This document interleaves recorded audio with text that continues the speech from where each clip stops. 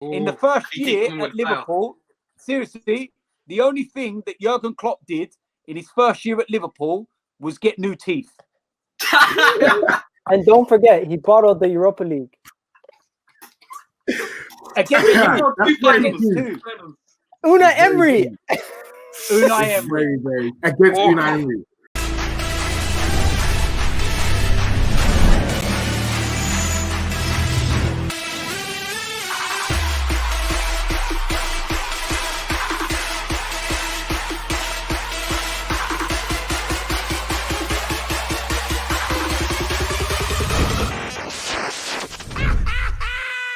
Teams knowing how to beat Liverpool.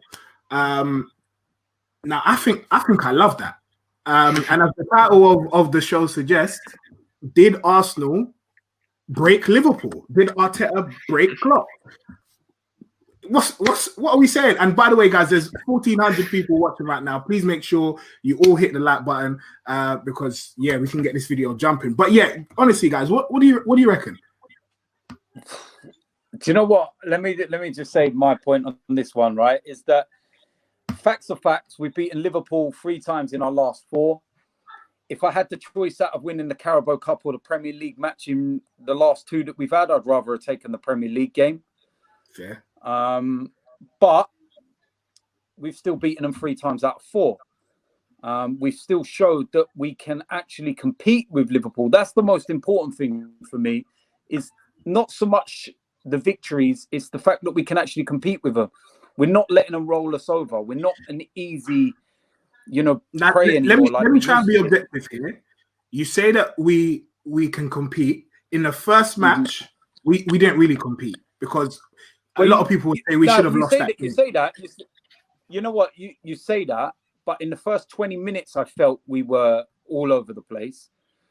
And then after that, it was our style of play that actually got us the goals. I'm not listening to anybody that wants to tell me Liverpool made 2 errors. We forced those errors because too many teams have sat back from Liverpool and allowed them to play football. The amount of times I've watched Liverpool when they were going unbeaten last season, and I was shouting at my telly and I was like, why are these teams just rolling over for Liverpool like this? When they come and play us, they turn into Brazil 1970. When they play Liverpool, they're just like, yeah, go on, bend over for you. No worries, lads. And it's like, come on, man. It's like, I'm just bored of it. And then the first team that actually turned around and went, nah, not today, was Watford. And I was like, yeah, I actually it was like they were the first blueprint to show everyone, don't be scared of them. Don't be scared. And then after lockdown, I don't know whether it was because the league was already won, basically, or anything, but teams started to get at Liverpool and show no fear against Liverpool. And I think that was telling. And look, defending a title's the hardest thing to do in football. And I think that Liverpool are starting to realise already that teams are going against them this year now with no fear. And the other thing as well is that going to Anfield with no fans, they lose that fear factor as well. It's not the same. It's not the same. And what about the rest of you? Do you guys agree? Do you think that there's actually credence in this whole thing? Go on, Kesh. I wouldn't say we broke them. What I would say is, without Salah and Mane in the same lineup, I do feel their press kind of lack. It's not the same with them both being in it. And I think Liverpool now is coming to the point where teams are actually going to try to attack them rather than sitting back, hit them on the counter or try and get a goal from a set piece. Teams are actually going to put runners in behind, and I don't feel Gomez and Van Dijk is used to that. So I feel that's their downfall.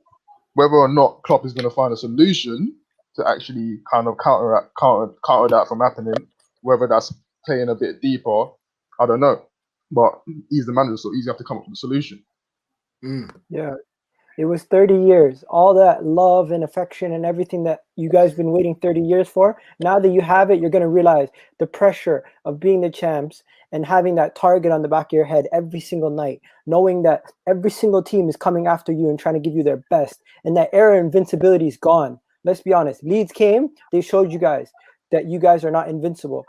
We came, we had a couple chances. We didn't win the game. I think we should have played more attacking and we could have won that game. Honestly, even though we were outplayed, let's be honest. but then you lose 7-2 to Aston Villa, and that kamikaze football, that rock and roll football that he was playing, it might not work if he plays that high line. It's high risk, high reward, and this year he might get found out. And you know what? I did predict that they were going to finish fourth, but they could still win the league. I don't know. You predicted that Liverpool were going to finish fourth. Yeah, at the beginning of the season, but they didn't. That's okay. bold. You know what? That's a bold prediction. That's a man with an opinion, and far more for me for ever trying to tear a man down. I wouldn't do very, that. very bold, man. That's a very bold No, prediction. Can I just quickly say as well for Liverpool fans, where you was mentioning about 30 years since their last title, to put that into perspective, Gunnosaurus was 3 years old when you last won the league.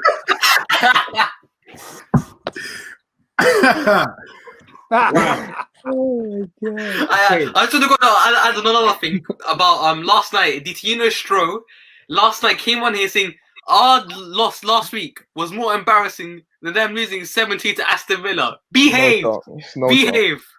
No chance. I just don't know. Mate. I mean, 7-2 to Aston Villa. It's As champions, that shouldn't happen. It shouldn't. Yo, Shouldn't happen. I need to talk about these fans. We need to stop being defeatists as fans, because if you go to Liverpool, an Aston Villa fan before that game would have told you we're not going to get nothing this game. More fans need to be like, yo, we can beat any team. Even though you might not think your team can do it, you still need to support your team and back your club, because when we lose, there's fans that are saying, oh, we were going to lose anyways, and they always are so defeatist. Stop covering your backs and just go out there and put your heart on your sleeve and support your club. I hear it. And again, I can see people in the comments saying it's been 16 years since we won the Premier League. We don't have a European trophy. Listen, you're not telling us anything new. We, of all people, know this better than you guys do.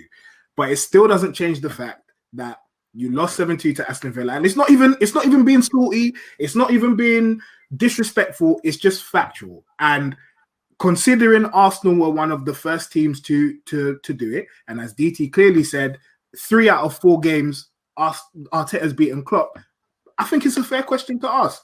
But look, we've got a super chat from Stroh, and he says, wait, hold up. What did I apparently say? No, not Stroh. It was the other guy, the bald guy. It was on the not Stroh. I apologize. What, the filthy Salah guy? Don't do that. No, not filthy Salah. The bald guy with the beard. Not Stroh. I love Stroh. He's actually a calm guy. But who was the other guy's name? The bald guy. Drifty. Is it? Oh, yeah. yourself. Behave yourself. I apologize. I apologize that I got you mixed up. Stroh, it's not you. We had debates with Drifty over before the games and stuff on AFTV, and his delusion is real. And I know you're probably watching as well, Drifty. Listen, anytime you want to debate, man, and this is the thing about Liverpool fans that winds me up. And I told him that time he was very, very relaxed in those, debates that we had beforehand. It was just troops that he got very animated with. But Liverpool are having a go at Arsenal fans and trying to mock us as a club for going through the same kind of spell that they've gone through. Like, it's hypocrisy of the highest order. Liverpool have gone 30 years without a title. When Jurgen Klopp took over 5 years ago, they had players like Jimmy Traore in their defence. All right, they were drawing 1-1 with West Brom and doing olays in front of the Kop. It stinks. It's all part of a process. Any genuine Liverpool fan who's humble enough to admit they can see the pathway that Arsenal is taking is very, very similar to Liverpool's. That we're, got a manager that we need to, trust, who will implement his own style. Now we've brought Thomas Partey in. I expect our formation to change around as well. And you will start to see a difference in the way that we play. But I just don't get it. We've been outside of the top 6 once in 25 years. Once. And Liverpool have been in the Europa League more times in 25 years than Arsenal have. Damn. But yet they're sitting there going, you finished 8th, you're this, you're that. Well, hold on a minute. The year that Jurgen Klopp took over Liverpool at the start of the season, so you can call it not a full season, shall we say. It's exactly like Mikel Arteta. Mikel Arteta actually had less time. Where did Liverpool finish that season? Oh, yeah, they finished 8th, didn't they? Oh, yeah, 8th. The same place you're mocking us for finishing in when a manager had us for 25 games. And the last thing I'll say on it is that Mikel Arteta's start to Arsenal has pissed all over Jurgen Klopp's start to Liverpool because he's won a trophy. Fact. As simple as that. In the first year at Liverpool, seriously, the only thing that Jurgen Klopp did in his first year at Liverpool was get new teeth. And don't forget, he bottled the Europa League. Again, Unai Emery. Unai Emery. Very against Unai Emery. Again, we've got another super chat here from TD Shift. Sorry, I think I did see your other one, TD. Sorry. He says, DT, Mikel has changed so much of the background at Arsenal, and 100% agree with what you're saying, DT. And I love this show. And DT, love from Australia. Is it possible to jump on, or is it a closed session? It's not a closed session. You can definitely jump on. Terry, if you're watching, which I think you are, if you can send out that link, that'd be flipping fantastic, mate. We've got another super chat here from Dark Bear. If I can go down and find that one, I will in a second. That's definitely not the comment. Oh, well done. You know the score. Well done. We've got another one here from Christian. He said, what's your thoughts on certain British fans trying to bully foreign fans, insinuating that their opinions are void based on their location? Salute to DTP. Stop dyeing your beard. Nah, I'm playing. Ha ha ha ha. Top banter, mate. Thank you very much for the super chat, though. And there is another one. I will find it. There's another one here. He said, DT, I agree. Shambles from us. We've been on your path. And here we go. Here's the one from Dark Bear, who says, deluded Arsenal fans, how many of their players get into Tottenham's first 11? Is coming into play. Son for the golden boot. Okay. Thank you very much for your super chats. Please, 1,700 people watching now. Please. That's got to be a troll. Like it. Can we just ignore them? Listen, that's got to be a troll. Yeah, genuinely has to be. Someone just paid money. Someone actually paid money to say that. That last super chat. Let me just say something. You see my team, yeah? We've won more trophies than Tottenham. Tell him, yo, here, man. DT, a man came on here one time and said Tottenham are going to get the treble with Jose. Oh, treble what? Are they doing it? What are they doing? The Audi Cup 3 times. Listen, this is the treble, bottle treble. Tottenham Hotspur. It's the bottle treble. But I don't even want to waste my time talking about Tottenham because that's just a waste of my time. We talk about big company here.